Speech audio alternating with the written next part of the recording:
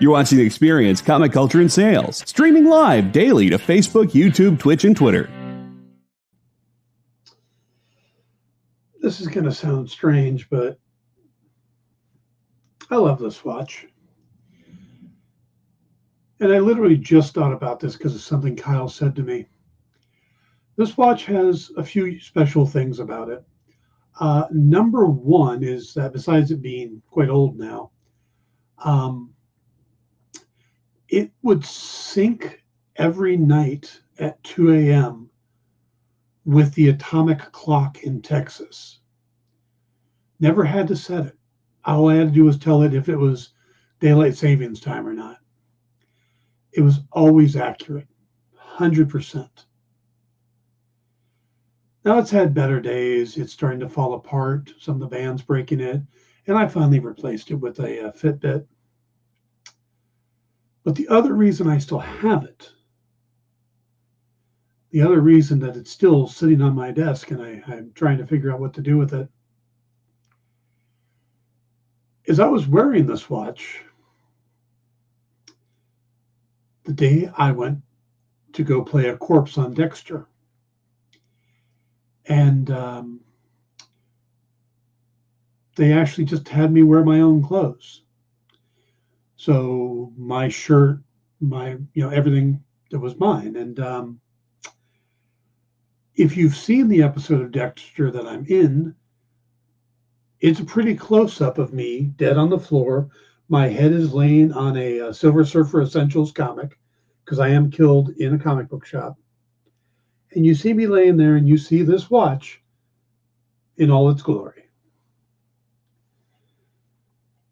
So I've hung on to this watch. Now, the shirt that I wore, I ended up giving to Hero Initiative, and they auctioned it off for, I think it was $100. So somewhere out there is the bloodstained shirt that I wore. But I still got the watch. So why did this come up? Because Kyle argued with me about the time. And I missed having the knowledge that my watch was 100% accurate at all times.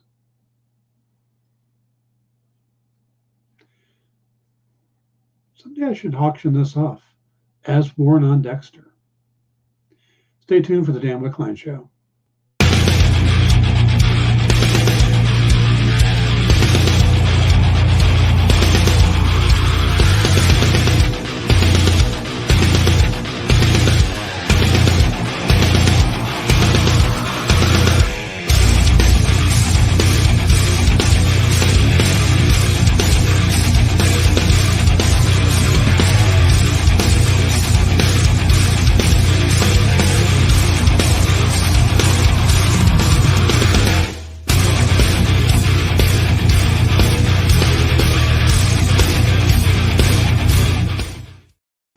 Welcome to the Dan Wickline Show here on The Experience. It is May 2nd. We have made it to May. And it's gonna be May. Yeah. We're going to do the news. We're going to talk about the two spy thrillers I watched over the weekend. And we'll do some key collectibles at the end that tie into the upcoming Guardians movie. This week is going to be a little different. I know we were working our way through our Jack of Hearts pitch. That will return. We'll do a third part of that, but it'll probably be next week because I want to do a primer for Guardians this week. I want to put together some information on the High Evolutionary and Adam Warlock for you guys. That'll probably be tomorrow, time dependent. And then on Thursday, we're going to do something Star Wars related, maybe the state of the Star Wars Union as I see it, because that will be May the 4th. And, well, we don't want to get in on the whole thing. So that is our plan for this week. By the way, hello to Triple B, to Cool, to Ed, and to Jeezy. Good to see you guys. While you're here, please hit the thumbs up and the like button and, maybe copy the share and put it on your social media to try to get a few more people in. That would be greatly appreciated. All right, everyone. We're going to dive right into the news. By the way, we got Jay on the board, and Kyle is floating around. And Kyle and Jay and I will be doing in stores this week right after the show. So you'll definitely want to stick around for that. But let's get to the news. Now, of course, the big news is the writers' strike, the WGA writers' strike. Has potential to affect a lot. It's going to shut down a lot of shows. It's going to shut down all of the late night shows. Don't expect to see Stephen Colbert or Seth Meyers or Jimmy Kimmel, any of those shows until this is resolved. No, I'm not a member of the union. I was waiting at midnight for the email that said I had to walk out. I'm not a member of the WGA, but so many of the other unions are partnering with them. I was like, ooh, it's going to be really odd to text Jay and Dan and be like, you got to review the books by yourselves because I'm not allowed to read. So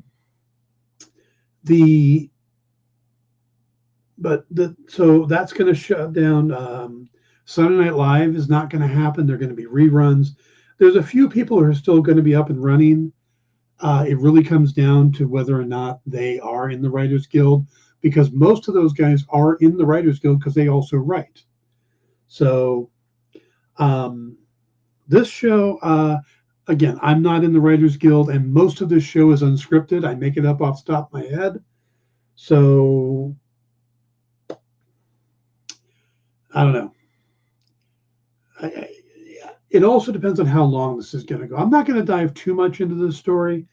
If we get through this week and it's still the next week, we may take a look at how this is going to affect everything from Marvel and DC, your favorite TV shows and stuff like that. But for right now, we're going to just keep an eye on it, put it aside, and hopefully cooler heads will prevail. If you're curious real quick about what their main disagreement is, the technology has changed rapidly. Originally, you worked on a TV show, you got residuals off of reruns, and that's how you got paid. Well, those numbers have changed because shows don't necessarily go into reruns much anymore. It's not like when we were kids and, in the afternoon you'd be watching reruns of, Welcome Back Kotter and MASH and all these shows. There just isn't that big a rerun market on network TV. It's on streaming now. Well, the first big argument between the WGA and studios came when everything started going to media, like to Blu-ray and DVDs. How do the writers get a part of that? Because it wasn't part of the initial contract, because it didn't exist at the time. And now they're having to do it with streaming services. You get paid for you get paid for writing a script, but normally you get residuals. How does that work on streaming? Who's keeping track of it? How is it reported? Stuff like that. So Ed says, I remember the last time this happened, we only got half a season of House. That DVD set is small for that reason. Yep. And this could go on because this is a big thing. And in this case, I think the writers are right. Everything is changing. The media is changing how it works. So if streaming doesn't count, and the majority of shows are going on streaming now, I mean, how many new shows do you watch on network TV compared to how many things are you just willing to try on streaming because you can do it at any time? So, I tried a new show. It's one of the ones we're going to talk about today. I tried The Night Agent. Now, if that was on network TV and I had to wait for a certain time, then I don't know if I would have watched it. But because I could just turn it on, click, and watch, but on demand and stuff like that aren't currently part of those contracts.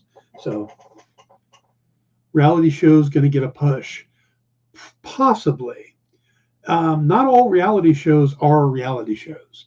There are scriptings that take place on reality shows, a lot of them. So, or guided things.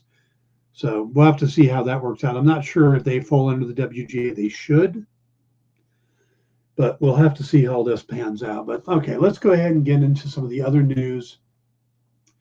Got quite a bit. The other aspect that's a big sticking point is the existence of micro writer rooms. Yeah, they're also talking about expanding writers' rooms and stuff like that too. The thing I was reading, Dan, and you'll find this interesting, is that people like Aaron Sorkin and James Gunn are going to be the people who unintentionally are hurt by this rule because they write so much themselves. They're going to have to hire other writers. Yeah. But they don't need them because they're essentially one-man writers' rooms. Right. So it's going to be interesting to see how those guys kind of deal. Yeah. So, all right, let's go on to other news. And I may have more news than the space to go. Let's go right into, speaking of James Gunn, it's Marvel normally doesn't have people play multiple roles in the MCU. It's just, they don't do that. One or two of the people that have are like Michelle Yeoh, who played a bit part in Guardians Volume 2 and then appeared in Shang-Chi and the Legend of the Ten Rings. Or Gemma Chan, who played Minerva in Captain Marvel and then returned as Circe in the Eternals. So that's rare. But two different people are coming in. Chris Evans doesn't count because it was not MCU.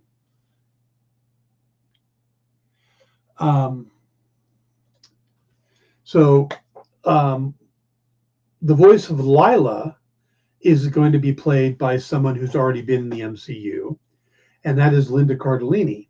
Now, she's just voicing the character, but she played Hawkeye's wife, Laura Barton, and now she's playing the love interest. But the latest one, we found out, and we didn't know this one was coming until the red carpet, when Tara Strong showed up on the red carpet. And you know Tara Strong as the voice of Harley Quinn, the voice of Miss Minutes from Loki. Well, they asked her, well, what made you want to be here tonight? And she said, Kenneth Joy, yeah, he plays his own grandson. So, but also pretty small, both small roles. But Tara Strong, this story came out over the weekend, of course, but Tara Strong showed up on the carpet and she wanted to, they asked her why she wanted to be at Loki. She said, well, I might be in it. I can't say what, but I might be in it. But I could tell you, but I'd have to prune you. And it turns out the two of them had worked together in the past. She says, I've known James for a very long time. We did a video game together many, many years ago called Lollipop Chainsaw. Actually, Michael Rosenbaum was in it too. Michael Rosenbaum is playing Martinex. Says, I have a lot of great memories of Gunn. So it was wonderful to see James in the studio again when I came in to do my thing, and then just to see him again. Now, when she said, see him in the studio, that immediately made me think that she's just doing another voice.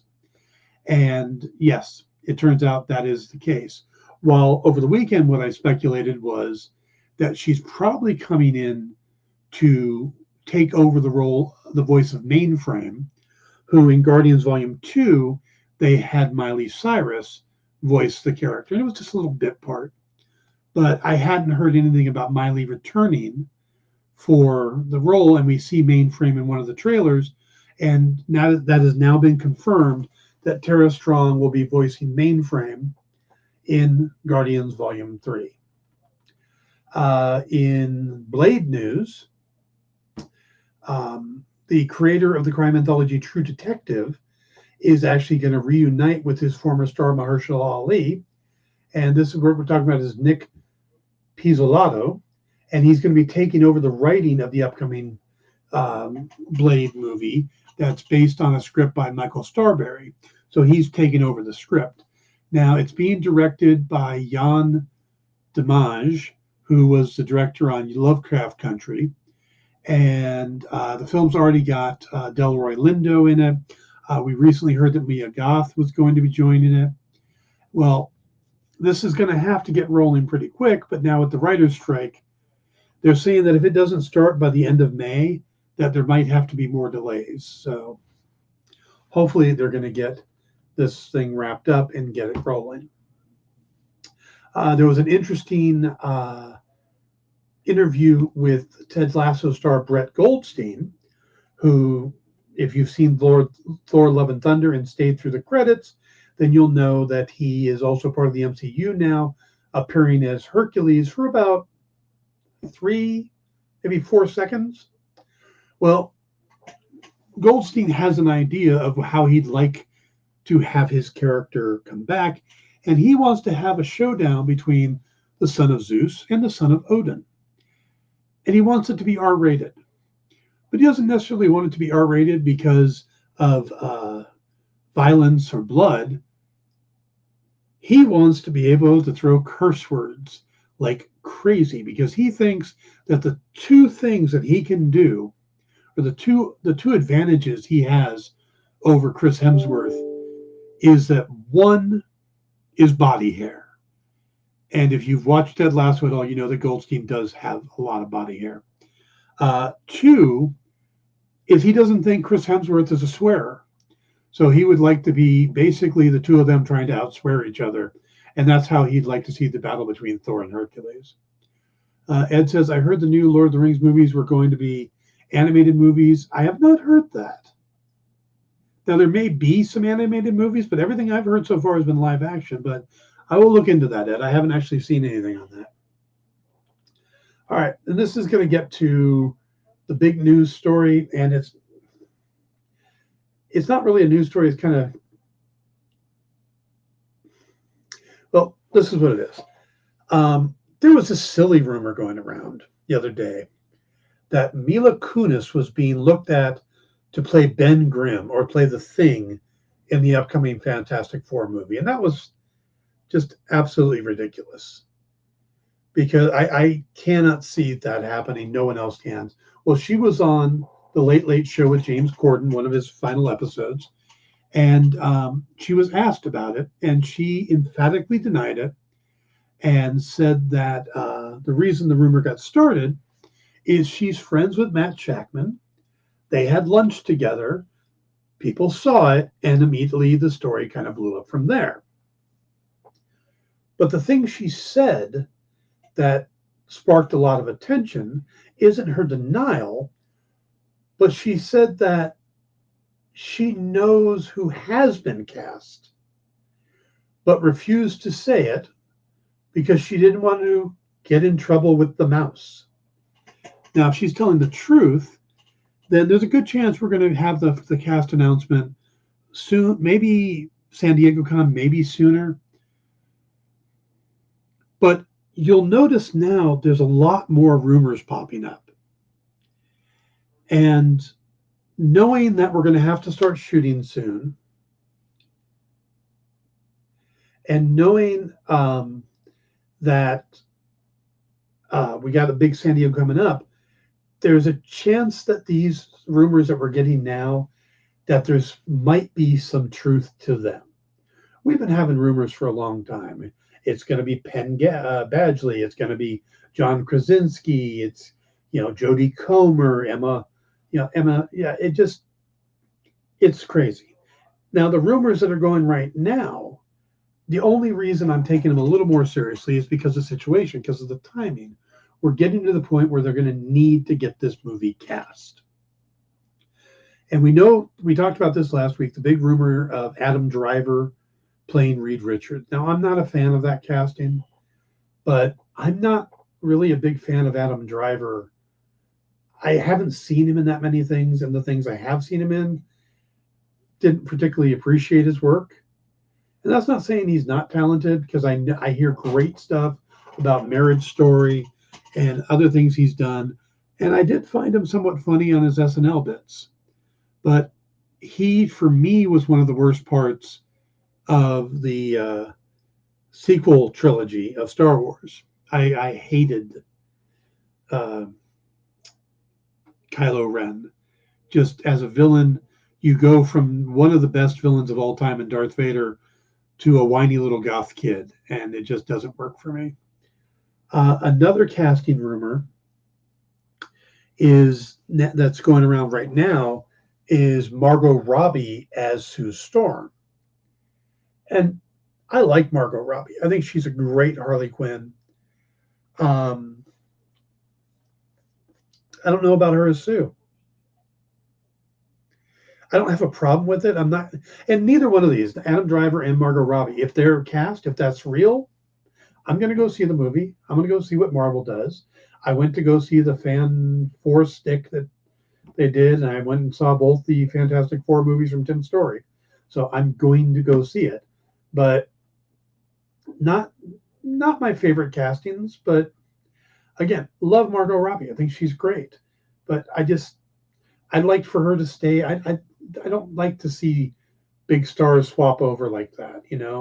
Right now she's Harley, and I'd rather them go with somebody who hasn't been a major DC star. It's like I don't want Henry Cavill to come over and be a major Marvel star.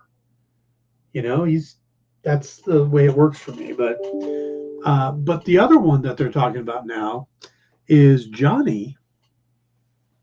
They're talking about an actor named Paul Mescal, and I could be pronouncing that wrong, but Mescal has gotten Oscar and Emmy nominations. He's going to be starring in the upcoming Gladiator 2 movie. So again, these are all popping up, and they're coming from sources that are usually pretty reliable. So again, take all these with a grain of salt, but maybe give them a little more credence because of the time we're in. They really have to get this movie rolling. And again, the writer's strike is going to screw a lot of things up. So hopefully they can get that settled. But these castings may have some legitimacy to them. And Paul Mescal is such a left field pick that of the three, that's the one I'm going, that's probably accurate. So, all right, guys, that's it for the news. We will take a quick break, come back, and talk some spy thrillers that you can check out on streaming. We'll be right back. Did you know that every Experience show, including some exclusive content, streams on Twitch? Check it out, twitch.tv/the_EXP. Or just scan that QR code. Imagine being at a convention and going to an interview panel that's just for you. No bustling crowds, no hours-long lines, just you, the moderator, and your favorite comic book creators. Well, this is pretty much that. Miss Jen sits down every week with 2 comic book creators for a live stream interview about their latest work, and you can ask them whatever you want. It's Talking Shop, Mondays at 5 Eastern on The Experience, Comic Culture and Sales. What if Hans Gruber from Die Hard had to battle the Joker from Batman the Animated Series in a dance battle? Or who would win in a race between Baby from Baby Driver and Snidely Whiplash? If Austin Powers and Shrek found themselves in a hot dog eating contest, who would emerge victorious? These are the questions we talk about on Nerd Killer Warfare. Debate the most absurd questions you've ever heard in popular culture. Register now by scanning the QR code or visiting bit.ly/EXP casting.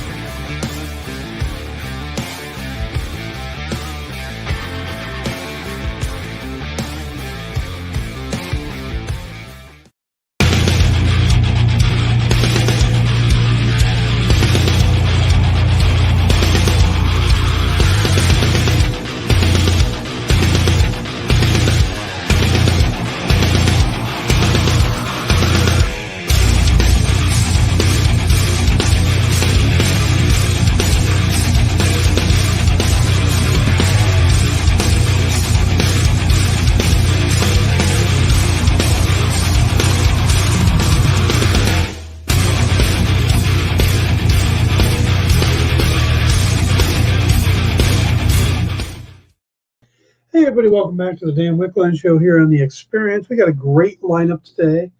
Again, following this show, we'll be in stores this week where Kyle, Jay, and I will go through some books that are coming out this week. And there's some actually really good ones. A couple new horror stuff that was interesting, Where Monsters Lie, the 4th issue of that. Some new Draculina, a new Van Helsing. But you might be surprised which one of mine is, which book was my new favorite of the week, because it's not something I normally would pick.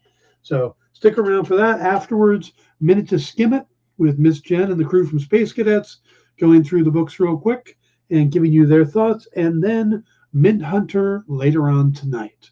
So stick around for all that. There was one other news story I meant to cover, and I'm going to do it real quick, and then we'll come back. This had to do with something that came out over the weekend at the SnyderCon. And Zack Snyder was talking about his original plan for Wonder Woman. And I usually stay out of the Snyder wars. You know, those who absolutely love Snyder, those who hated Snyder. I didn't hate his movies. I liked Watchmen. I liked Batman v Superman. I mean, the Man of Steel. I didn't. You know, I don't have a problem with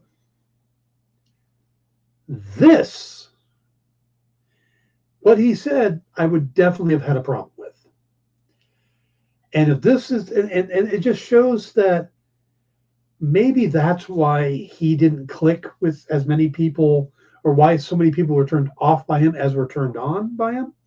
And that's because his idea he wanted for Wonder Woman was, and this is a quote, "It's the whole thing with Ares and Zeus. We considered how Zeus could possibly be a Kryptonian, so that Wonder Woman's powers, you can sort of see where that's going, because the whole thing of whether or not magic or gods, that's a version of where you like, that's cool, I guess, but then there's also more scientific aspect, and you have the pathology built up, like, where do gods come from? What is this about?" We had played around with that a bit. His idea was to make the Greek gods Kryptonians, and therefore the Amazons descendants of Kryptonians. So Wonder Woman would have been part Kryptonian, and that would have explained her powers. Now, why?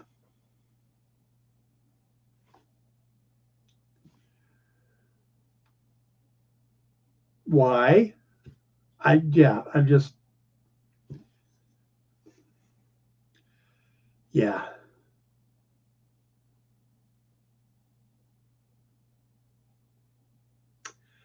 All right, let's just move on.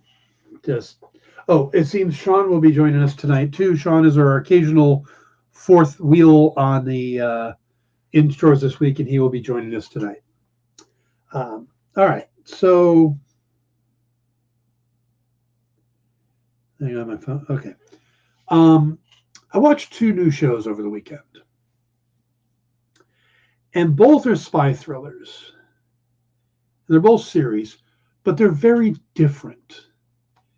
And to me, it's the same thing as trying to compare Deadpool to Man of Steel. Totally different. But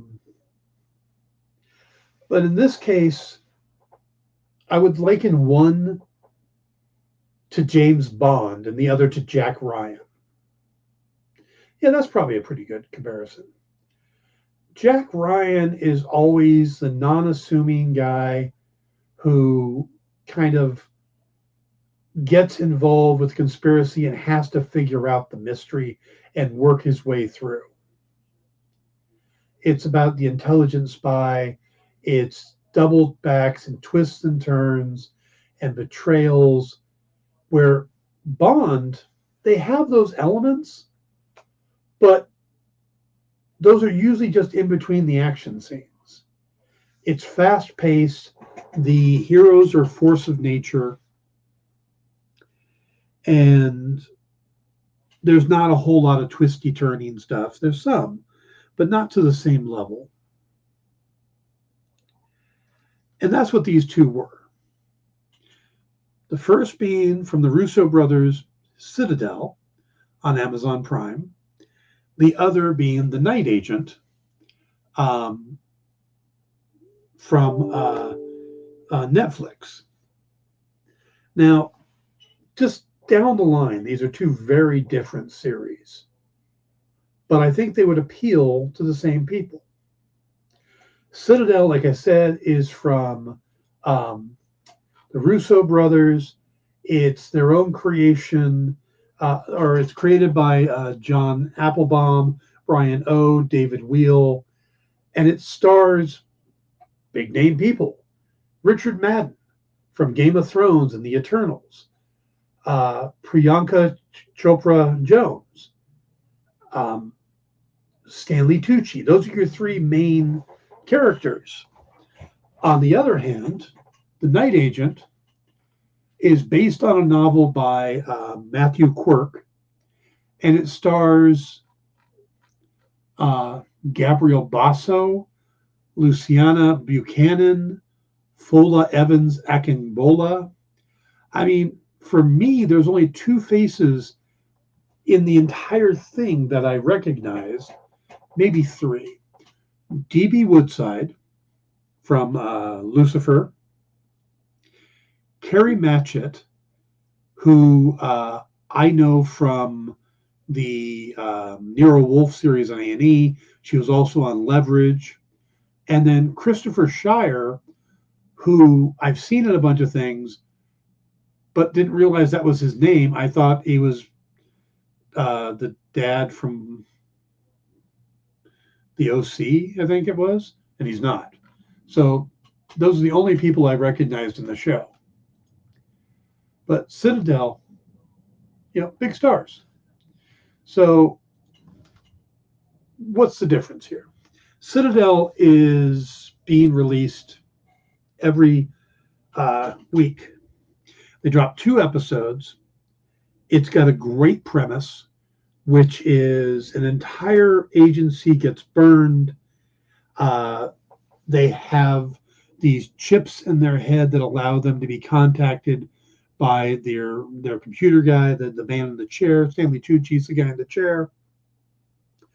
But when this other group figures out all the agents, they basically backstop them, which is they erase their memories. That's the premise. So you end up with these 2 special agents who used to work together, and they get their minds wiped and dropped into, and just left out there. It's the agency's way of trying to save their lives. And that's the story, is kind of putting it back together when things go really, really wrong. The Night Agent, on the other hand, is, where Citadel is action. The Night Agent is drama. It's dropped all at once, and I'm going to warn you now. This is one of those shows that will force you to binge, because every episode leaves on that good cliffhanger that makes you go, well, let me just see what happens real quick, and then I'll tap out of that episode. And then you turn it on, and you're like, and the next thing you know, that's the end of the episode. I got to see what happens. Let me just see what happens, and then I'll click that. And then you find yourself at 3:30 in the morning going, that's done. Okay. I should probably go to bed because I got to get up early in the morning. That was my Sunday night, Monday morning. Literally was up till 3:30 in the morning watching the show. Now that's great, because that means it's a good show. But it's much more drama filled. And there's a certain amount of coincidence that you have to accept.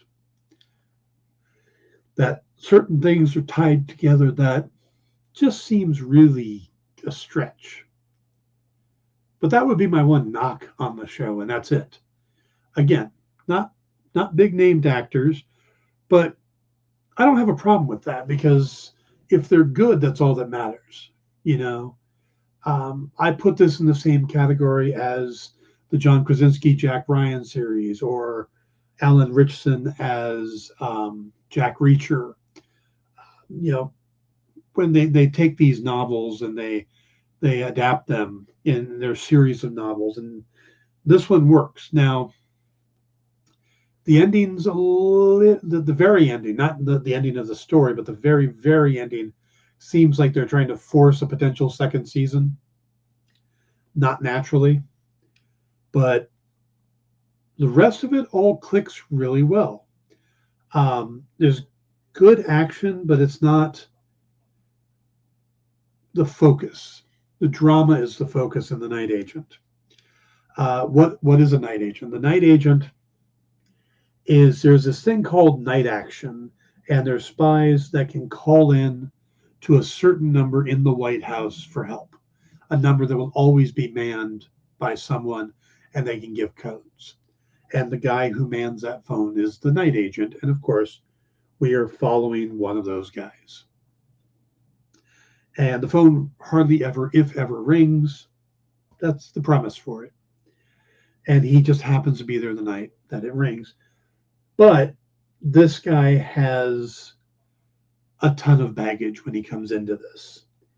He's got a familiar thing that becomes really dramatic, and he's got a thing that he was involved in a year prior that is very dramatic, and some of that ends up tying into the story, and that's what feels a bit forced. That aside, it clicks. It's something you could see. It's something you could see happening, but maybe not quite on the scale that they're presenting it. Where Citadel, Night Agent grounds itself in reality as much as possible. Citadel doesn't bother. Citadel tells you these incredibly attractive people can do incredible things. Sit back and enjoy. And you go, okay, here's my popcorn. That's it. That's the difference between the two.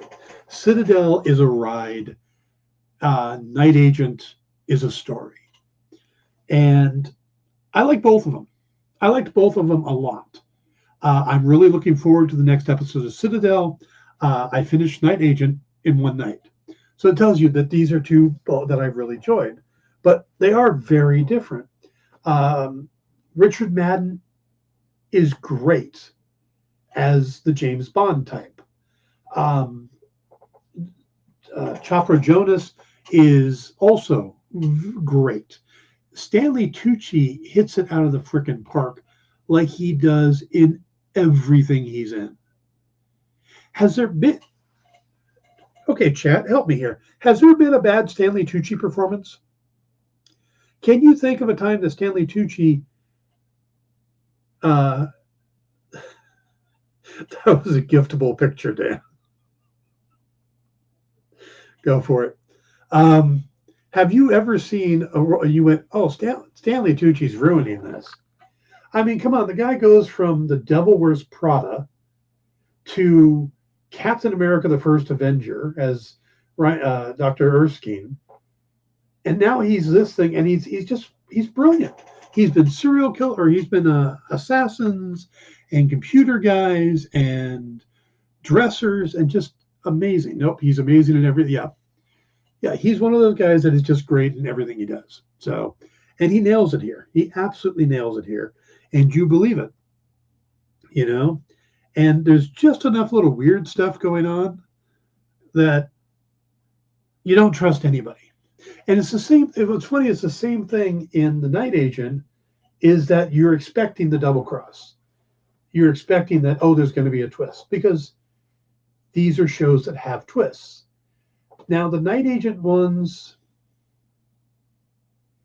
were a little predictable. Oh, I know who else was in The Night Agent, but not in a large role, is Robert Patrick from Terminator and Peacemaker, and yeah, he's in it too. So Yeah, I think both of these are great. And if you're into spy thrillers and stuff like that, but if you prefer your spy thrillers to be James Bondish, check out Citadel. Beautiful people doing big action scenes. If you like yours to be a little more Jack Ryan, check out Night Agent. Less beautiful people. They're not bad looking, but it's more about the story and the drama and the twists and the turns and those soap opera moments where it's like, oh, you've been betrayed, So Sean says sometimes I feel he's underappreciated, but don't we all feel underappreciated sometimes? By the way, I appreciate all of you who are being here. Okay, let's go ahead and, before I do, I got to tell you, I think seeing 2 episodes of Citadel, I think it's great. I think it is really, really fun, and I cannot wait to see where it goes. It's tight. It's a good story, and it's not that predictable. There's some good twists and turns, but overall, it's just a good James Bond story. Night Agent, again, a little bit feels forced. There's a little bit of disbelief that you really need to suspend disbelief on a couple things. Here they just tell you, just throw out logic. Here they try to ground it in reality, and there's a couple points you got to go, okay. So of the 2, I like Citadel a little better, but both are really good. So nice segue. All right, so let's go ahead and we'll take our second break, and we'll come back and we'll do some key collectibles.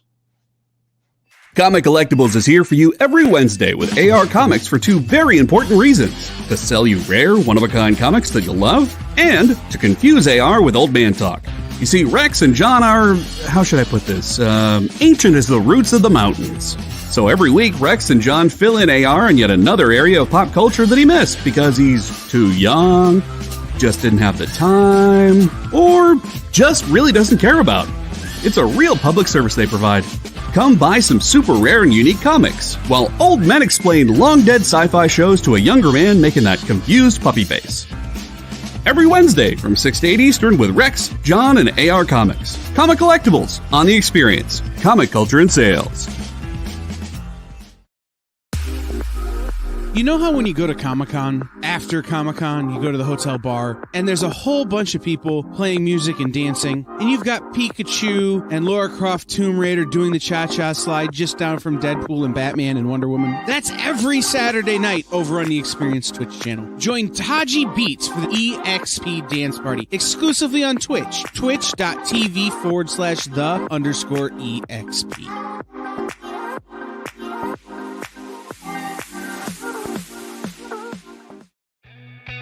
Programming on the EXP is made possible by viewers like you, or your local comic shop, or that Kickstarter you backed, or the publisher you like, or comic industry professionals who want to share a message with the world. Really, anyone who wants to advertise with us can. If you're interested in seeing a product you know and love, or are creating, or are publishing, or are involved with, advertised here on The Experience, and having your message shared with our viewers, please reach out by scanning the QR code below or visiting our website and using the contact form. Go follow The Experience on TikTok at @the_EXP1. Or scan the QR code on the screen. Our TikTok is like everywhere else we are, except you only have to deal with us for a minute. Seems like a win-win to me.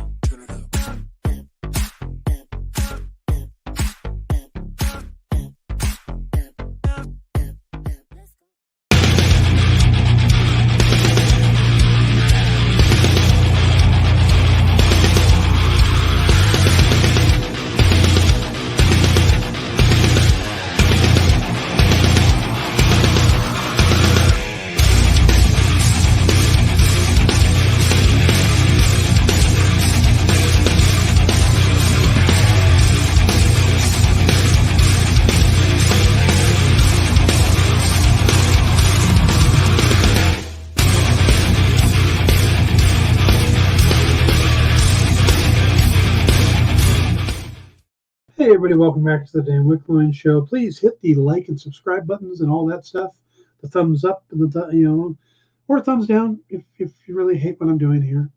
I won't be too offended. Anyway, some sad news real quick that just popped up.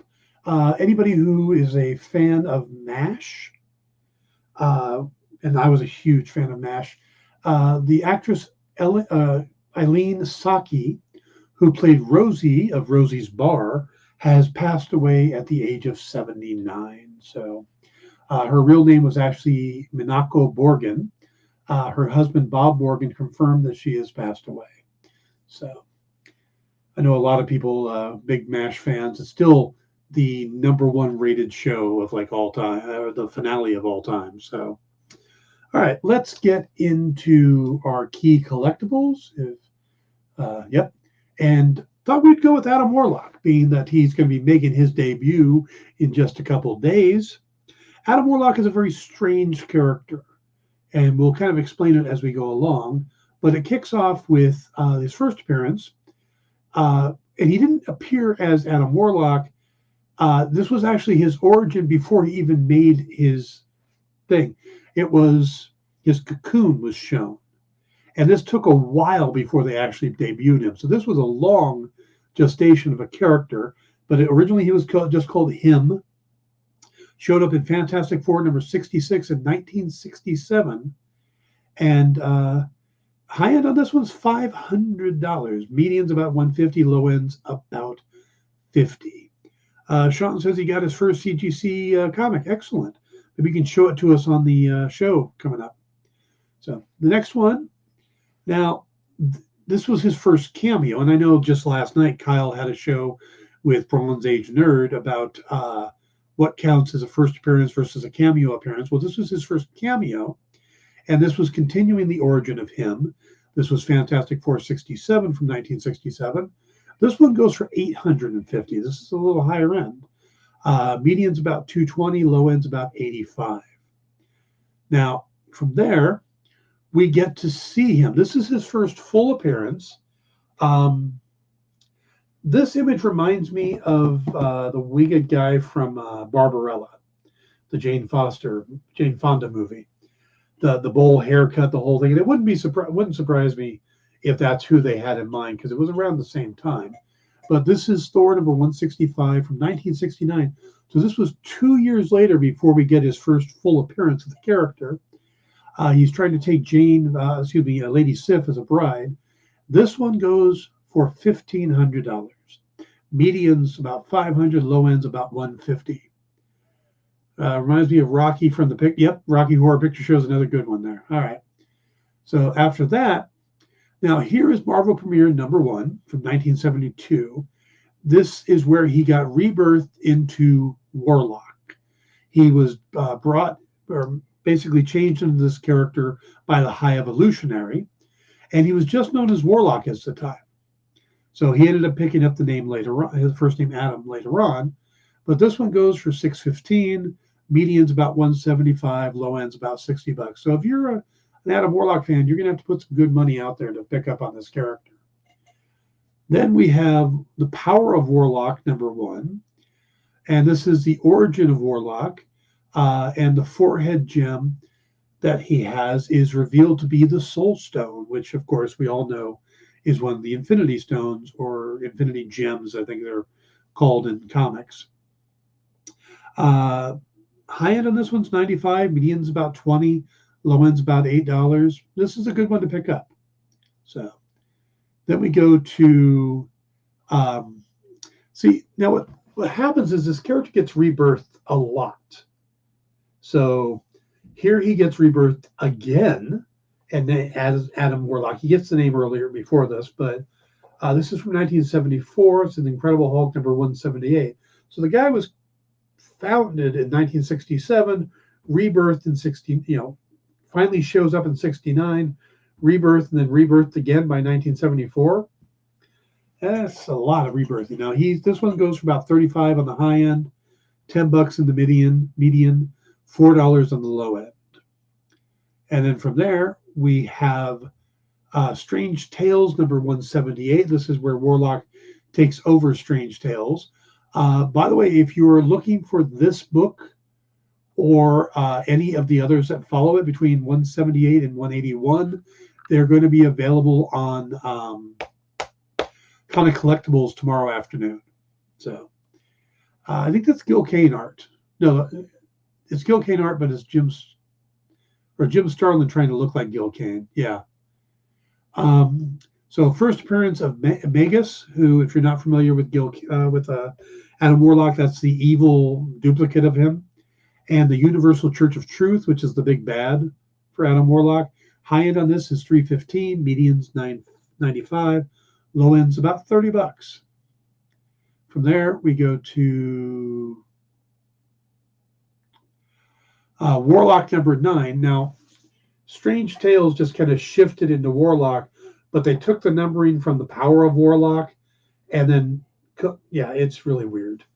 So his first issue as just Warlock is issue number 9.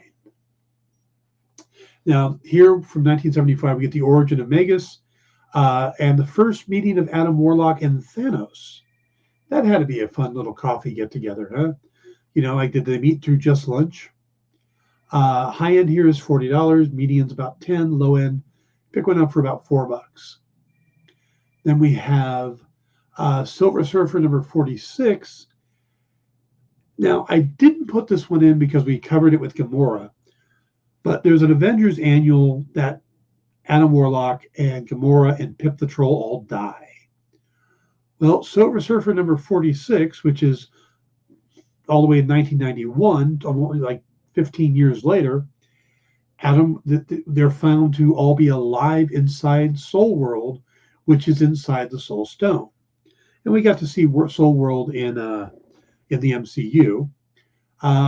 This one's only a $12 comic on the high end. Median's $5, low is $2. So these characters were gone for like 15 years and then suddenly came back.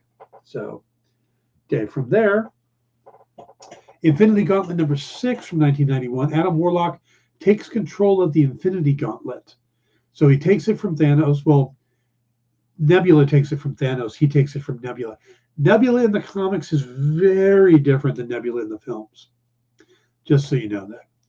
High end on this one's $9. Median's about $2. Low end's on a 1. You can definitely pick this up. And then, of course, we have Warlock and the Infinity Watch from 1992. Now, this is really interesting. Adam Warlock is tasked by the Living Tribunal to distribute the Infinity Gems to a team of protectors. And he gives like one to Gamora, one to Pip, and it's pretty interesting who he gives them to, but he separates the gauntlet into their stones and spreads them around. This is a pretty good series. This was a high end's about 15, median's about 5, low end's $1. And I think that's the last book. Yeah. Keep in mind, though, if you're looking for Adam Warlock stuff, there is a new Adam Warlock series by Ron Mars, which is on stands now, so you can look for that. Yeah, she has hair. What do we... Okay. So that's our list for today. I'm going to try to do some other ones over the next couple of days. We'll try to cover, because we've done Gamora, we've done Rocket, and now we've done Adam Warlock. Some of them are repeats, though, like Drax, Groot. So it may just hit the highlights on some of them. Also, I want to get High Evolutionary in. So we'll do those over the next 2 days before the movie comes out. And like I said, we'll try to do a primer tomorrow for High Evolutionary and Adam Warlock. Just hit the highlights along with the news. So we'll stay tuned on the writer's strike, see what's going on with that. If any news pops up, I'll hit that tomorrow. Also, I'll try to catch up. There's some little news stories with Marvel and DC, but again, everything's kind of put on hold. So all the stories suddenly, James Gunn announced that he's putting his pen down on Superman to be, in line with the Writers Guild. Also, I wanted to mention this real quick.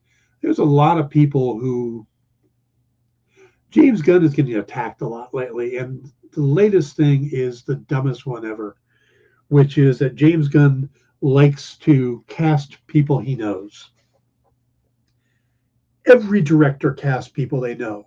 When you have someone you've worked with and you know them, you use them again because you have faith in them. You know what they can do.